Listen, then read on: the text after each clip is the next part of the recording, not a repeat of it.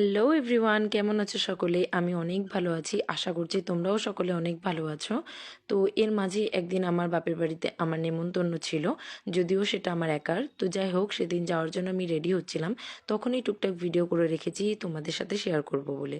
এবার তোমাদের সাথে আমি কিছু কথা শেয়ার করি। যে আমি ভিডিওগুলো করি, তো এই নিয়ে অনেক লোকের অনেক রকম মন্তব্য বা সমস্যা আছে বলতে পারো। তো তাদের উদ্দেশ্যে আমার একটাই কথা, আমি ভিডিওগুলো একেবারেই আমার ইচ্ছা এবং ভালো লাগার জায়গা থেকেই করে থাকি।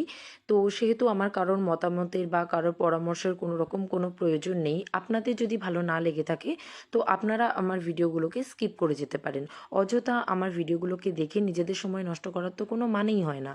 আর লজ্জা পাওয়ার তো কোনো প্রশ্নই ওঠে না, তার কারণ আমার জ্ঞান তো আমি কোনো রকম কোনো নোংরা ভিডিও করি না। ইনফ্যাক্ট আমি তো আমার ফেসটুকু পর্যন্ত দেখাই না। এবার যদি আপনার মনে হয় আমার লজ্জা পাওয়া উচিত, তাহলে আমি বলবো, প্রথমত আপনি আপনার চরিত্রের দিকে এবং আপনার কাজকর্মের দিকে নজর দিন। তাহলে আমার মনে হয় আমাকে লজ্জা পেতে বলতে আপনি ভুলে যাবেন। আর আমার মতে পরচর্চা পরনিন্দা করার থেকে নিজেকে নিয়ে ব্যস্ত থাকা বা নিজে কোনো এক্সট্রা কারিকুলামের সাথে যুক্ত থাকাটা অনেক শ্রেয়। কারণ পরচর্চা পরনিন্দা করে কিছুই হবে না, শেষমেশ নিজে তো একটা নেগেটিভ জিনিসের সাথে জড়িত থাকবই এবং নিজের সময়টাকেও নষ্ট করব। সেসব আমি কোনোটাই করতে চাই না। আর এই সমস্ত কথার জন্য আর নিজেকে কোনো প্রকার আমি ডিমোটিভেট করতে চাই না বা পিছিয়েও থাকতে চাই না। তো যাই হোক, অনেক কথাই বলে ফেললাম এবং বলতে বলতে আমি রেডিও হয়ে গিয়েছি। তো সকালে যেহেতু আমি স্নান করেছিলাম, তাই ড্রেসটা চেঞ্জ করে নিয়েছি এবং একটা ওয়েট টিস্যু দিয়ে মুখটা ভালো করে পরিষ্কার করে নিয়েছি।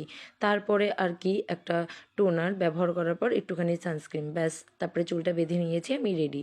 কিন্তু আমি রেডি তো হয়েছিলাম বাড়িতে গিয়ে মানে খাবো বলে, কিন্তু আমার বাড়িতে গিয়ে আর শেষমেশ খাওয়া হয়ে ওঠেনি।